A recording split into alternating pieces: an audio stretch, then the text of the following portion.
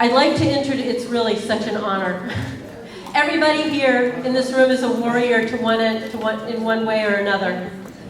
But we have here two people who are particular warriors on the front lines more than just about anybody. It is my honor to introduce Pamela Geller. She's the founder, editor, and publisher of Atlas Shrugs, president of the American Defense Initiative, and Stop Islamization of America.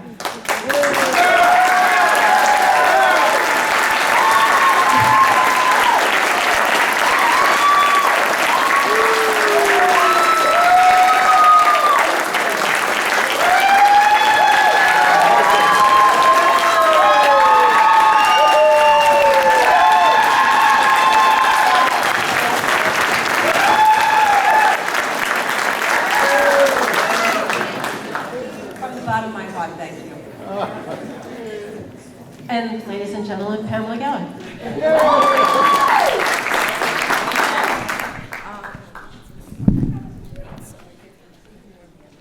This is a gorgeous sight, I have to tell you.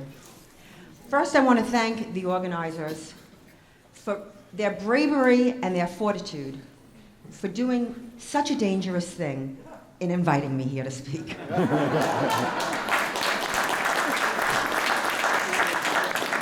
I am sure that Avi Davis is looking down from heaven and smiling. This room is a testament to that great man, and that Karen and everyone else who's involved did not let it fall away. Because I have been in this fight for 15, 16 years, and I cannot tell you how many people have fallen away. Things just don't happen. They are made to happen. And everything that we're witnessing, the Islamization of the workplace, the Islamization of the school curriculum, the Islamization of the public square, is by design. It's by happenstance. And the enemy is counting on you to be more involved in your life, to be more involved in the day-to-day, than to take up this ugly, nasty, brutal fight. Let me tell you something. The rules of engagement in the information battle space are as brutal as the rules of engagement in Afghanistan. We are living in an age of fear. We must have a revolution of the mind and live in an age of the fight. We must fight.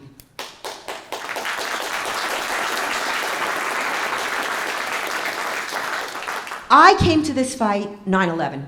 Before 9/11, I was the quintessential New York City career girl. I love my life, I love my job, I love my fashion. And I realized in that 1 second that my assumed freedom could no longer be assumed. And that's how I came to the fight, and I read Robert Spencer, and I read Bachayur and Ibn Warq. This is how you must react, because you will not like what comes after America. There is nowhere else to go. For those that grumble about Trump, get over it.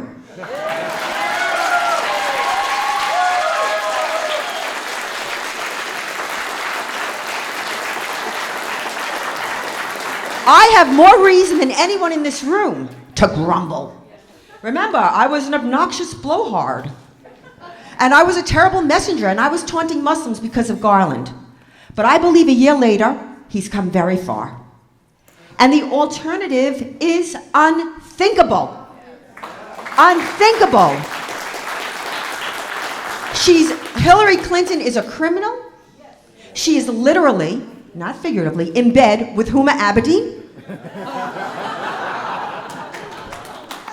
That's an old story, ladies and gentlemen. She's owned lock, stock, and barrel by the Saudis, by the Russians. I mean, when people say, oh, this is the most important election of our lifetime, this is the most important election of our lifetime. It will be unrecoverable. Now, the work that I do, as you know, most of you are subscribers to my website, which is critical, because it's the news that the media will not cover. It's the news that's censored, scrubbed, whitewashed, where Islam is a mental illness, okay? Where Allahu Akbar is scrubbed from every news account. You need to know. And you need to send it around. You're a one-man media organization. You have to, when you wake up and you rub your eyes, you say, what am I going to do today to save the Republic? You must educate all of those around you. I know it's not pretty. It's an ugly war. I mean, if you open your mouth to the gravest threat to our freedom, you are a racist, Islamophobic, anti-Muslim bigot. Now, because of the work that I do, as you may know, it led to, organically to, for example, the fight against the Ground Zero Mosque, which, by the way, we defeated.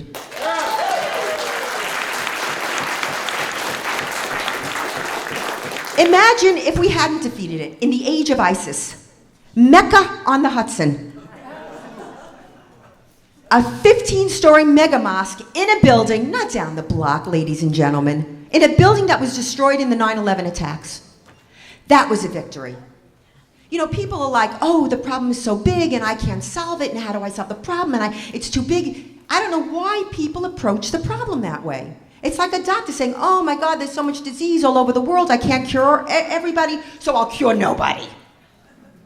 You attack each one, you attack each problem, and you go after it. You see these things in the daily social fabric of your life. I mean, all the ads, I'm sure you're familiar with the bus ads and the transit ads and the subway ads that I've done. That was a response to vicious anti-Semitic ads. Every ad was a response.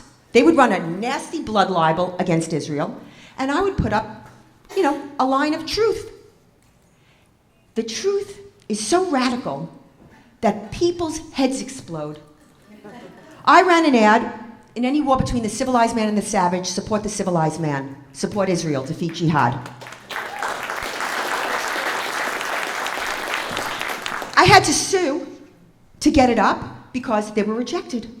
And when they went up, heads were exploding. If you haven't seen it, go to YouTube, watch Erin Burnett and myself having at it. Yes. But you see what happens is you expose them. When she goes, you know, savage, that's that word is very offensive. It's very offensive. The truth is offensive. I said, did you see the Daniel Pearl beheading video?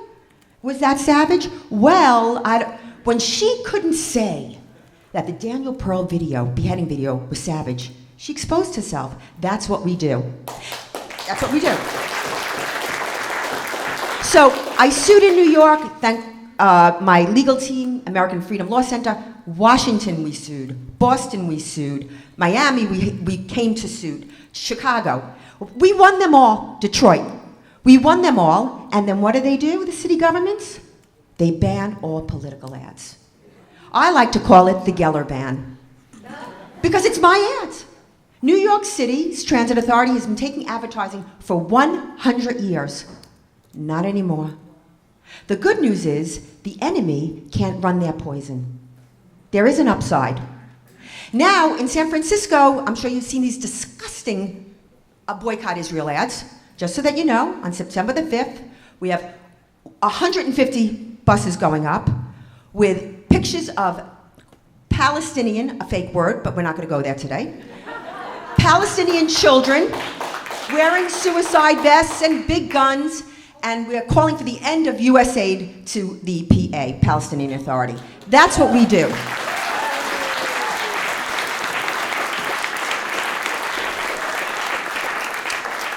We have filed a lawsuit against Loretta Lynch. I love it. I love that you applauded and you don't even know what the lawsuit is. It's the first step in suing Facebook, Twitter, and YouTube for violations of the First Amendment. How many people in this room have had their Facebook page blocked, banned? Show of hands. Yeah, because they didn't like what you said, right? Well, you know why they can do that? Because under the FCC Regulation Section 230, they are granted immunity. They are granted immunity by the federal government. We're going to fight that. And I'm going to tell you right now, they're going to lose.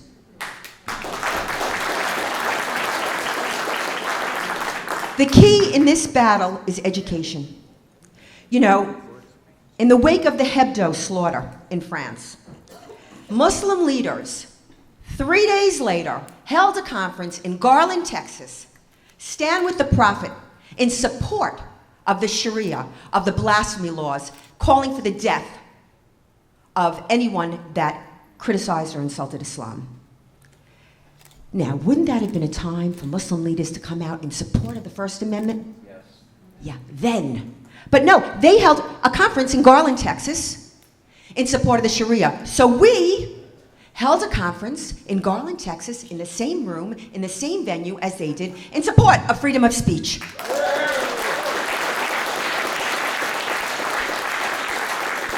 Everyone says, oh, you provocative.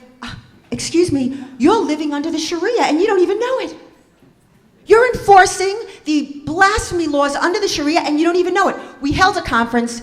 It was an art exhibit to show how Muhammad was depicted for the past 1,400 years. And people weren't always killed. It's being used, a violent means of intimidation to shut people up. And let me tell you, it's working. Because in Garland, and the winning cartoonist who you saw, the fabulous, the talented, Bosch Foston, he won a contest. We also held a contest because we're free to draw a cartoon. But in the wake, you saw the media, heads exploding.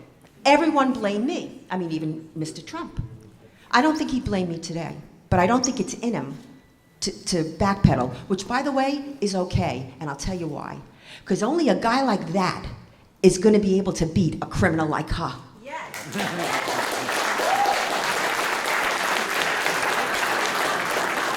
Let me explain to you what I mean. My man was Ted Cruz. I love him. But I'm telling you, you need a brass knuckles fighter. You need somebody who can ankle bite as good as he gets. He doesn't apologize. And even though he insulted me, I kind of like him for it. Not for insulting me. I don't want you to think I'm a strange woman. I like him for not apologizing, because you ever notice they're always making you apologize? But the leftist Islamic alliance is always making you apologize. Always. But why did I bring up Garland? A, because we were right. B, I would do it again tomorrow. No venue will host it. It's why I haven't done it again. No venue. Listen, every speaking engagement canceled after Garland. People are afraid. You must be more afraid to be afraid, because that's how grave the consequences are. This denial of reality is catastrophic. Do you know that 2 weeks ago there was an arrest of an ISIS recruiter in North Carolina, Eric Jamal Hendricks, Muslim convert. And in the indictment of Eric Jamal Hendricks, it comes out that he was the ringleader of Garland, Texas, the first ISIS plot in this country. Nobody talks about it. Nobody mentions it with Orlando, Chattanooga, San Bernardino, Fort Hood. Nobody mentions Garland. I don't know why. It's the greatest story ever. It was a truly American response. It had a divine hand. The jihadis were slaughtered. We exposed a terror network. And nobody talks about it. It's like they're ashamed of it. It's like Flight 93. But everybody lived. This ISIS recruiter, getting back to this arrest, there's a tie-in to the story. It comes out, was communicating with an undercover FBI agent. This undercover FBI agent was in on the planning of the Garland jihad attack. Now people, the left went nuts, saying, look, he said tear up Texas. Look, he was entrapping them. That entrapment, another false premise, another fallacy. I want to ask you, could I entrap you into mass slaughtering innocent people? Could I trap you into strapping on a bomb and killing hundreds of people? Could I con you by going, come on, let's do it. Let's go to a Christmas party in San Bernardino and shoot everybody up. And when they're on the floor, keep shooting to make sure they're dead. And he did that in Orlando. And another thing about that Paris attack is what they don't tell you. They don't tell you how those people at the Bataclan were tortured for hours. They don't tell you that the men had their genitals cut off, shoved in their mouths. Women were stabbed repeatedly in the that they're scrubbing. Who are they protecting? People need to know. You need to understand the enemy. I do not worry about the fanaticism of the enemy. I worry about the confusion on our side.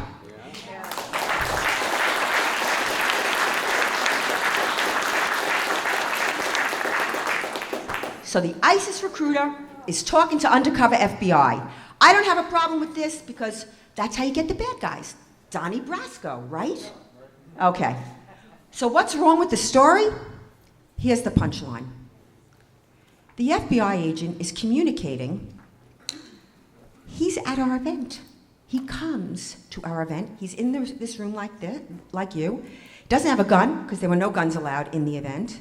He's communicating with the ringleader. Ringleader is asking about security, asking about law enforcement, how many people attend, how many law enforcement officials are there. His answers are not in the indictment. But what's stunning to me is that, okay, let me get my arms around this.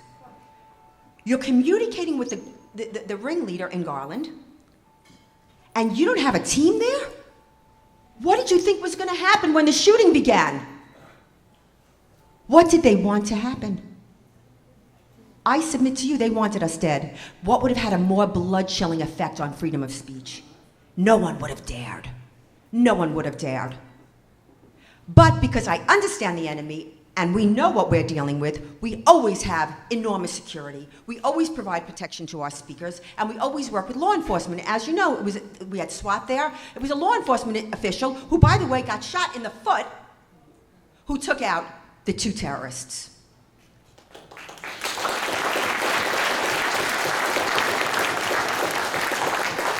The moral of the story is you are responsible for your freedom. You are responsible for your safety. You cannot rely on anybody. The United States of America was founded on this basic principle of individual rights. Everything noble and magnificent that we achieved as a nation was a logical fidelity to that principle, and we have seemed to abandon it. What happened to rugged individualism? There are no casual observers in this fight. You must get involved. I have been right all along, and the more right I am, the more ostracized, the more demonized, what was I called? The discredited anti-Muslim bigot. That was Media Matters 2 days ago. That's what they do. And yet, when they quote CARE, the Council of American Islamic Relations, they never say unindicted co-conspirators in the largest terrorist funding trial in our nation's history, with half of its leadership indicted for jihad terror-related crimes. Never. I have never been arrested. I have no criminal record, but I am, and you will be too. And what you have to do is every time they hurl these insults at you, you stand taller and straighter and prouder.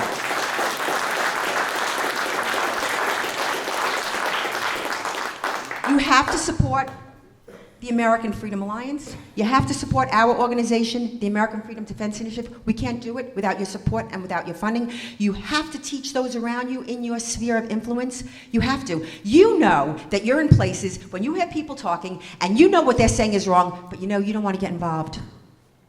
People are talking like the presidential race is over. I mean, even in this room, people are like, he can't win. You're believing the line of your enemy? Is that what you're really doing? He got there. He beat out a very talented field. He got there. Now, are people afraid to say they're going to vote for him? Yeah, they're very afraid to say that. Yeah. You put up a lawn sign, they're going to attack the lawn sign. One guy put up a giant T, and they set his house on fire. That's a war, okay? And if you don't show up for the war, it doesn't mean the war doesn't exist. It means you lost. So when you leave this conference, okay, you have your marching orders. Your marching orders are, first of all, torment people with the truth. I know I do.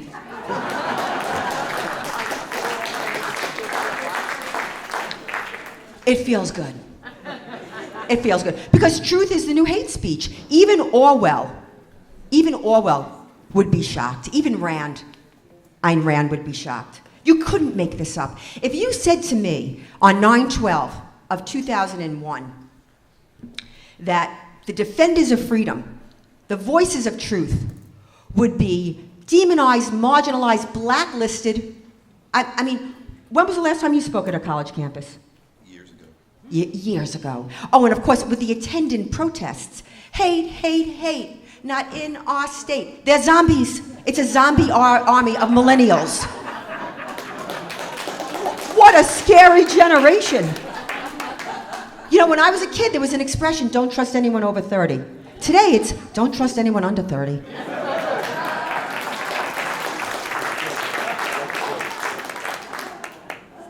In closing, what I want to say is you have to subscribe. I don't care. One woman was saying, listen, I get your newsletter at 11 p.m. and I can't read it before I go to sleep. Okay? Then read it in the morning. You have to get the newsletter. You can avoid reality. You cannot avoid the consequences of avoiding reality. You have to support these conferences. This is a nasty, ugly job. ISIS has a fatwa on my head. I can't go anywhere without security. This is America in the 21st century. This is what they've done to our freedom. Oh, and by the way, I'm the bad guy, remember? Stand up for the truth, and I promise you, we will win. At what cost? I cannot tell you. But I swear on everything I believe in that we will win this war, and it is a war. Thank you, ladies and gentlemen.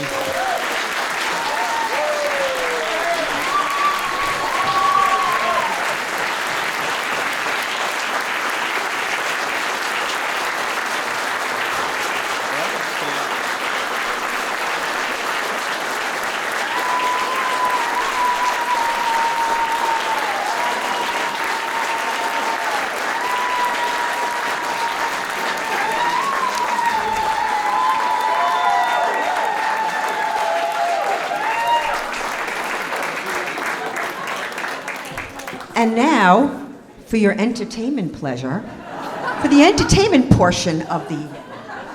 Okay, I wish to introduce Robert Spencer.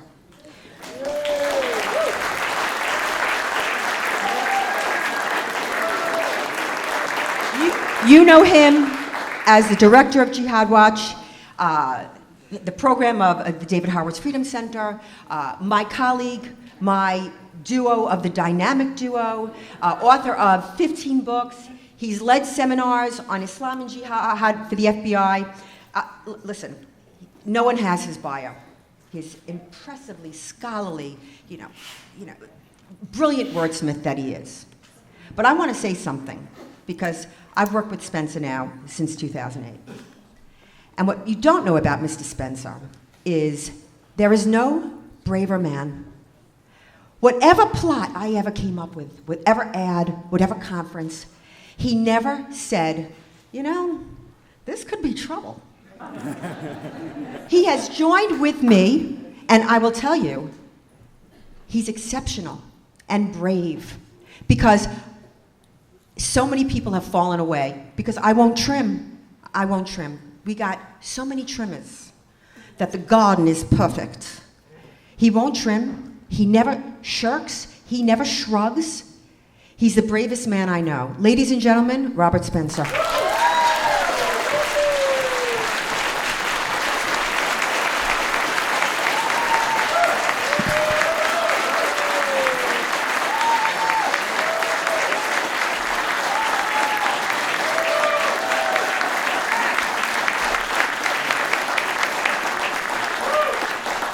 Thank you very much. It's so wonderful to be here.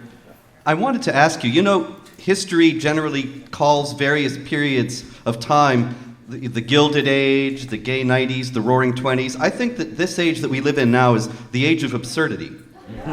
The other day, there was a Muslim in France screaming Allahu Akbar, and he stabbed a rabbi. And the French authorities said he has psychological problems. It has nothing to do with terrorism. The other day in Montreal, a woman in a car, a Muslim woman driving a car, ran over two police officers while screaming Allahu Akbar. And the Montreal police assured us it had nothing to do with terrorism. And so this is an absurd age. We know, obviously, that there is a war. The Islamic State has declared war on the United States. That's ISIS, or ISIL, as the president calls them.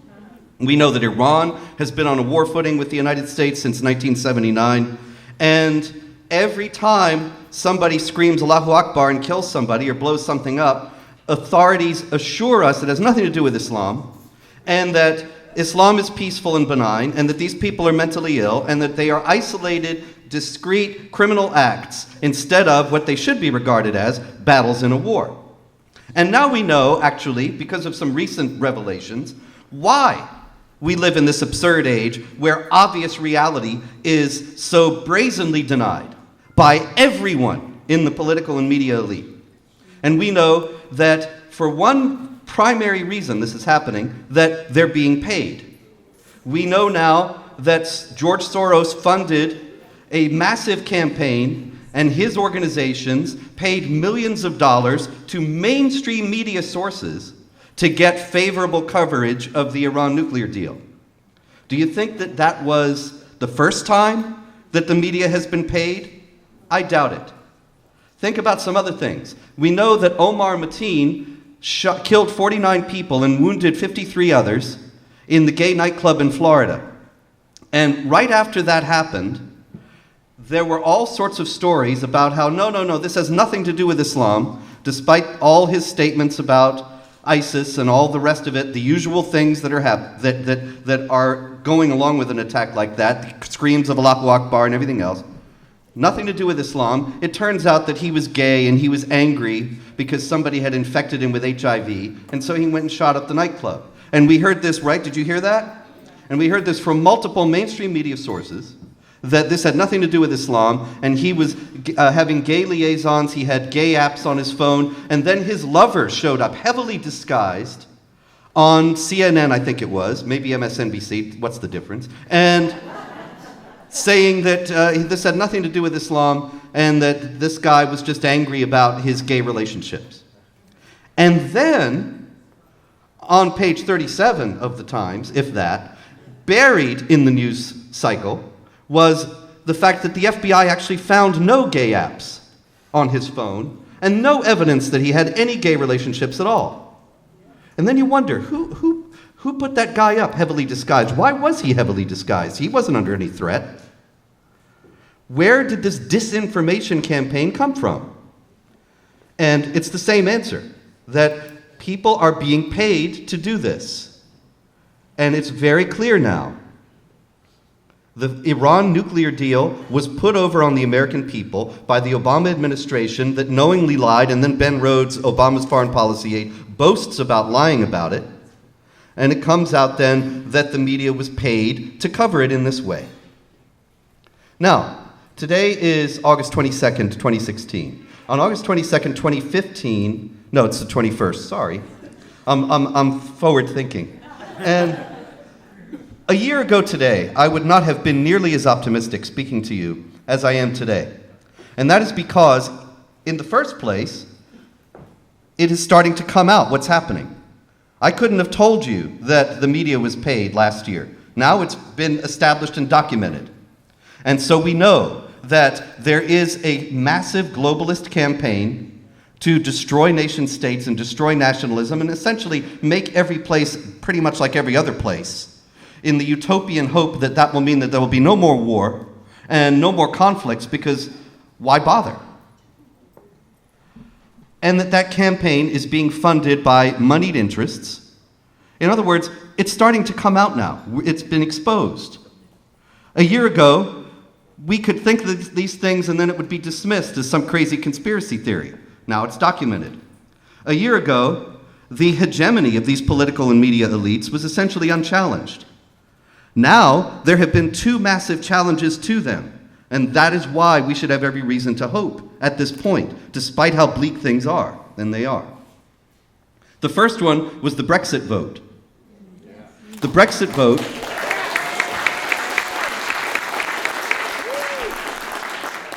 vote was against all expectations, right? If you remember, the polls all told us it's going to lose. Nigel Farage in Britain, who was championing the Brexit vote, the vote to leave, he actually conceded defeat. Not once, not twice, but 3 times. He said, well, looks like they won, and then he had to eat his words and claim victory. Age of absurdity. And nobody expected that Britain was going to vote to get out. But people were fed up. They were not fed up in a way that they're going to tell a pollster, because they know the social opprobrium that will come upon them if they say, yes, I'm a racist, bigoted Islamophobe, and I want out of the European Union that is pushing this Muslim migrant invasion on us. But people did vote that way. And whether or not Britain actually leaves the European Union, because that's still an open question, especially with Theresa May, who invites in every jihadi on the planet into Britain. Right now, there are 2 Pakistani imams who, in Pakistan, they have a blasphemy law, you know? Death penalty for blasphemy. There was a courageous politician a few years back who was campaigning for the repeal of the death penalty for blasphemy. Salman, never mind, you can look up his name. Anyway, he was murdered by a Muslim who was in favor of the blasphemy law and then became a hero in Pakistan. These imams praised the killer, glorified him as a warrior for Allah, and they were let into Britain. No problem. They're on a tour of mosques, a speaking tour in mosques right now. Theresa May, the Prime Minister of Britain, admitted them and banned us for opposing jihad. I was actually banned. The letter from the Home Office banning me from Britain said that you said that Islam has a doctrine of warfare against unbelievers, and so you can't come in. Now, obviously, that's obviously true. And she let in these 2 guys, and there are hundreds of other jihadis that she's let in all the time. And they obviously believe that Islam has a doctrine of warfare against unbelievers. The difference between them and me is that they're for it. You can't be against it and get into Britain nowadays. But the thing is, so I don't know that they're actually going to leave with a prime minister like that. But the point has been made nonetheless. The 52% who voted to leave, they're not going to go away and they're not going to give up.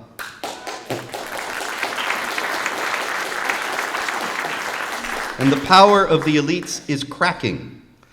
That's what that vote tells us.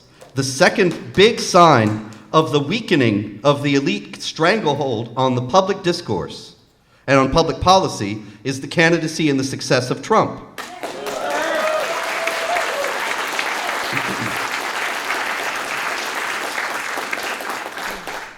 Because Trump threatens them like nobody has threatened them since Ronald Reagan. And he shows up the deep frustration of the American people, that we're tired of being lied to, we're tired of being deceived, we're tired of being condescended to by these people who presume to tell us not to believe the evidence of our own senses, but to believe, no, this guy screaming Allahu Akbar and waving a Quran around while he's beheading somebody has nothing to do with Islam. And Donald Trump has said more. He hasn't said everything right, but he has said more about the jihad threat than any candidate since John Quincy Adams.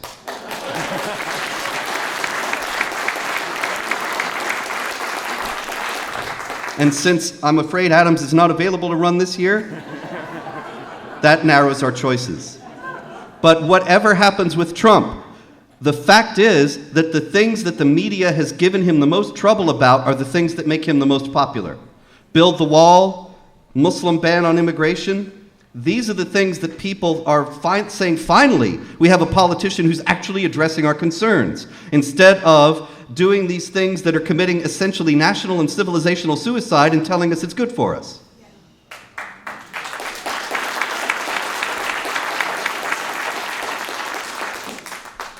And so whatever happens, whether he wins or loses, these people who have brought him to the point that where he is now are not going to go away either. And the political and media elites are deeply threatened. I don't know that there's any amount of money George Soros can pay for mainstream media coverage that is going to completely destroy and obliterate the forces that are now arrayed against the elites. And that is all to the good. We have every reason to believe that as things continue to get worse, they're going to get better and better. Now, that's paradoxical, but it's absolutely true. Because as the situation continues, and as they continue to try to reassert their power, there is going to be more and more of a pushback.